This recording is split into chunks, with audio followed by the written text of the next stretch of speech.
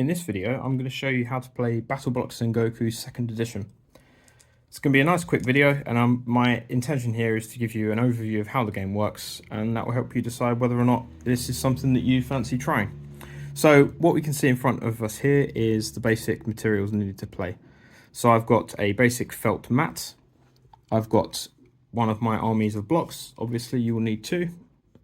Both armies need to be of different colours, so we have a green and a blue army here. We have a measuring stick. There is a measuring stick included in the game that you just print out, but I've made one here out of a piece of balsa strip. Each player will need 5 6-sided dice, 2 of one colour, 3 of another. I'll explain why that's necessary in a moment. And some markers to represent disorder if you're not using the alternate labels to go underneath your units. So I've also got here some terrain. You don't obviously need these trees, but some brown felt to represent areas of woodland here is the terrain that I'm using for this particular battle. At the start of the game, both players will roll 1d6. The player who rolls highest is the attacker, the other player is the defender. The defender will place 3 or 4 terrain pieces onto the board, and then the attacker can then swap the locations of 2 of those pieces. So that's already been done for this game. We already have the attacker here. The defender is just off of shot. But that's how you essentially set up the game. And if you're playing on a 2-foot by 2-foot area, such as I am here, then your armies will deploy 6 inches in from their board edge, no closer than that, or no further from their board edge than that. You don't have to have a 2-by-2 area to play the game. You can play on a kitchen table. And if that's the case, then armies deploy no closer than 12 inches to each other.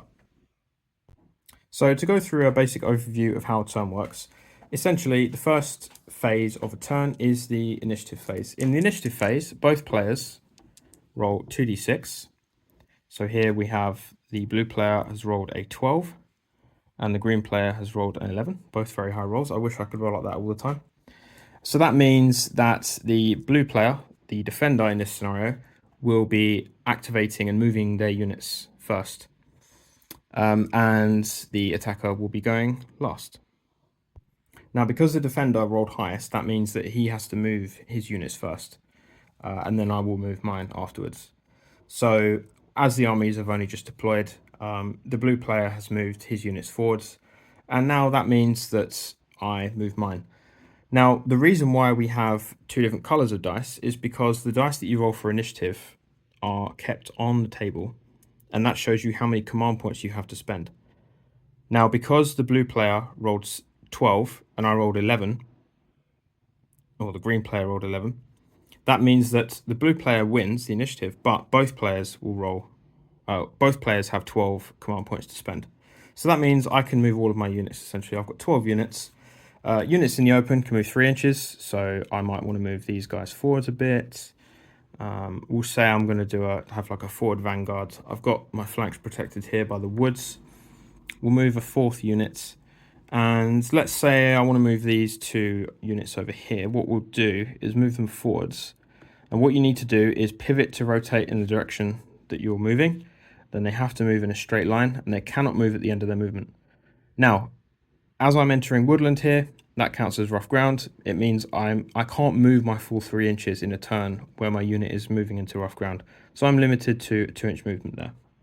And that's the end of the movement phase. When it comes to shooting, all shooting is done simultaneously.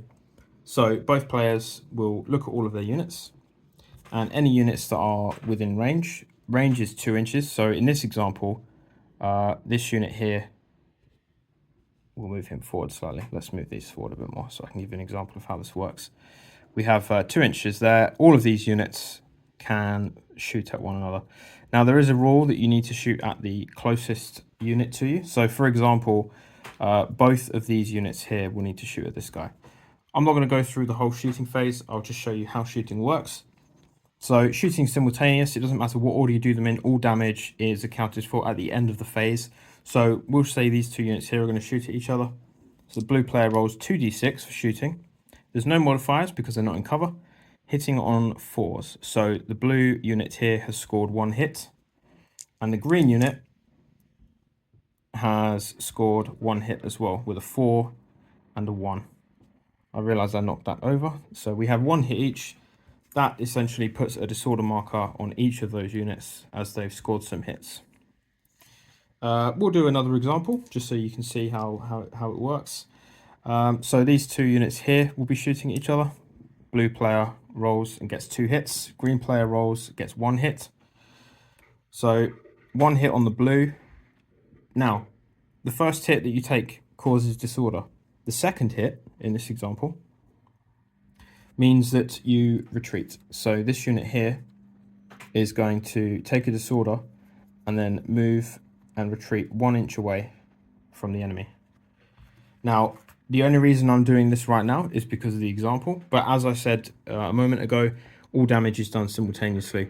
So for example, if there were another unit here which was going to shoot at this unit, they would do that before this unit took its damage and everything.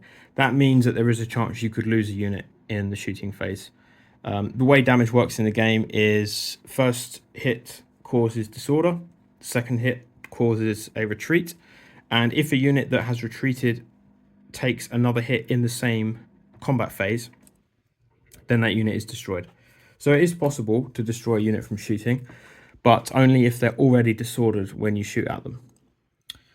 Now we'll move on to close combat. So in this example here, we have 2 sets of close combat happening, or melee combat it's called in the rules. We have 2 elite units facing off against each other, and an elite and a standard unit facing off. Now the way combat works in the game is very simple. Each unit is going to be rolling 3 dice, and there are a number of modifiers which can apply. So the way that combat works in this game in terms of how their unit type affects it, the unit type doesn't mean that they're going to do more or less damage. All the unit type represents is the amount of damage that a unit can take. So an elite unit can actually ignore the first hit that it takes per melee phase. So both of these units here fighting each other can absorb for free 1 hit without taking any damage. So when they're facing off against each other, it's not a huge benefit. It does mean that they'll be able to survive a bit longer, perhaps for reinforcements to arrive. Someone else could come in and do a flank attack on them. But it's more of an advantage here, you see, where you've got an elite unit facing off against a standard or a weak unit. So we'll do the example on this battle here because it looks a bit more interesting. There's no other modifiers. They're not attacking into rough ground. Neither of them are outflanked or being attacked in the rear. There are just a few modifiers for that kind of thing, just to keep the game fast and simple. But in this particular case, there's no modifiers. So both players at the same time roll 3d6. And we're looking for 4s or more, just like with the shooting. The blue player has scored 2 hits. The green player has scored 2 hits as well. Now, as you will remember, I just said elite units ignore the first hit they take. So the first hit inflicted by the green is completely ignored, which means the blue elite unit will take 1 disorder. Now the green unit will take a disorder for the first hit that it was dealt, and for the second hit that it was dealt, it will retreat 1 inch. So what we do is pick up the unit, it spins around to face the other way, and then it falls back 1 inch. And we make sure we put the disorder marker back on there. Now this leaves the green player in an interesting position because it's once this combat is resolved here and then the other melee combats, we move into the end of the turn essentially. When the new turn begins, it's going to be important, hopefully, for the green player to get initiative. Because although this blue elite unit has taken damage, if he rushes into the rear of this unit, that's going to provide the blue unit with some modifiers, and it could mean that green player will lose another unit. The game is won by destroying 4 enemy units. If you're playing a standard pickup game, that's 12 units aside. So destroying 4 enemy units wins you the game.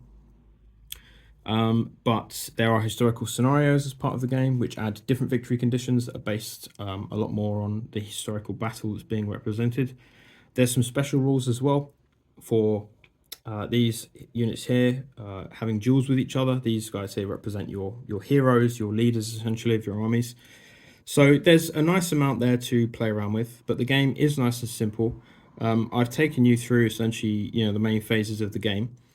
As I say, there are modifiers for things like fighting in rivers, fighting in rough ground, urban areas.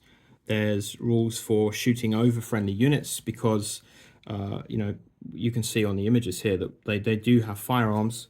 So, when you're shooting, for example, you can shoot over friendly units, but you'll do so at a reduced rate because your bowmen can shoot, but your, musketeers can't. Yeah, and there's a nice amount of variety there. So hopefully this has given you a good overview of how the game works, and hopefully it's something that you think sounds interesting. So thanks very much for watching, and I'll see you in the next one.